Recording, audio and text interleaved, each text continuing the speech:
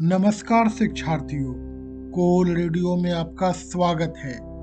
आइए हम सुभाष चंद्र बोस की जयंती पर सुनते हैं एक रेडियो श्रृंखला अखंड भारत विश्व गुरु भारत। यह भारत के वैभव की गाथा है जो हमारा राष्ट्र धर्म होना चाहिए।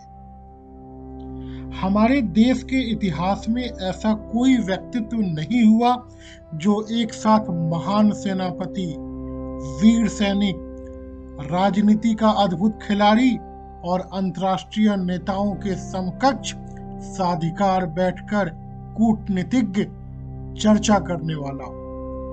भारत की स्वतंत्रता के लिए सुभाष चंद्र बोस ने अलख जलाया। बोस प्रकृति से साधु, ईश्वर भक्त तथा तन और मन से देशभक्त थे। सुभाष चंद्र बोस का एक ऐसा व्यक्तित्व था जिसका मार्ग कभी भी स्वार्थों ने नहीं रोका, जिसके पांव लक्ष्य से पीछे नहीं हटे, जिसने जो भी स्वप्न देखे उन्हें साधा और जिसमें सच्चाई के सामने खड़े होने की अद्भुत क्षमता थी।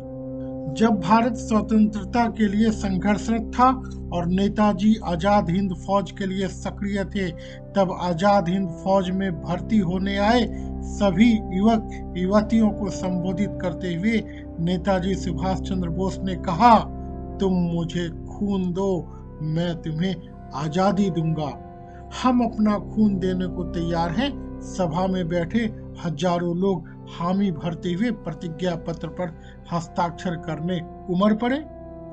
नेताजी ने उन्हें रोकते हुए कहा, इस पवित्र प्रतिज्ञा पत्र पर साधारण स्याही से हस्ताक्षर नहीं करने हैं।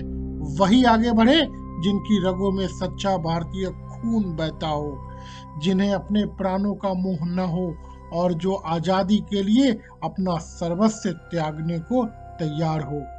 नेताजी की बात सुनकर सबसे पहले 17 भारतीय युवतियां आगे आई और अपनी अंगुलियों पर छुरियां चलाकर अपने रक्त से प्रतिज्ञा पत्र पर हस्ताक्षर करने लगी।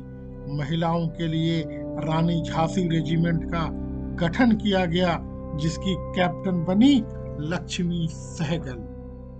सुभाष चंद्र बोस भारतीयता की पहचान थे। आज भी भारतीय युवक उनसे प्रेरणा ग्रहण करते हैं। वे भारत की अमूल्य निधि थे और रहेंगे। जय हिंद का नारा उन्हीं की देन है। तुम मुझे खून दो, मैं तुम्हें आजादी दूंगा। सुभाष चंद्र बोस का यह वाक्य आज भी हमें रोमांचित करता है। यह वाक्य सिद्ध करता है कि जिस व्यक्तित्व ने इस देश हित में सबके सामने रखा, वह किस जीवन का व्यक्ति होगा। नेताजी सावरकर की रचनाओं के प्रशंसक थे। सावरकर ने बोस को सलाह दी कि वे अपना समय बर्बाद न करें। सुभाष चंद्र बोस के लिए यह समय अमूल्य है। सावरकर जापान में क्रांतिकारी रास बिहारी बोस के संपर्क में थे। उन्होंने इस बात की वकालत की कि सुभाष चंद्र बोस को रास बिहारी बोस की तरह देश से बाहर निकलने का प्रयास करना चाहिए और जर्मनी और जापान तक पहुंचने की कोशिश करनी चाहिए और वहां कोई सशस्त्र सेना खड़ी करने का प्रयास करना चाहिए। सावरकर की सलाह पर ही रास बिहारी बोस ने सुभाष चंद्र बोस से पत्र व्यवहार किया। सावरकर और सुभाष की उस मुलाकात ने सुभाष चंद्र बोस के जीवन को ही बदल दिया। 25 जून 1944 को आजाद हिंद रेडियो पर अपने भाषण के दौरान नेताजी बोस ने भारतीय युवाओं की सैन्य भर्ती को बढ़ाने के लिए सावरकर के प्रयासों की सराहना की थी। भारत में सर्वाधिक आदर से लिया जाने वाला नाम सुभाष चंद्र बोस, जिनके शब्द तुम मुझे खून दो, मैं तुम्हें आजादी दूंगा, उनके सम्मान भी आज हमारे अंदर एक ही इच्छा होनी चाहिए, आहुति की इच्छा, ताकि भारत जी सके। 18 अगस्त 1945 नेताजी सुभाष चंद्र बोस इस दुनिया से अदृश्य हो गए थे, किंतु आज भी देश के लोग नेताजी के विमान हादसों में हुई मौत की बात को नकारते हैं।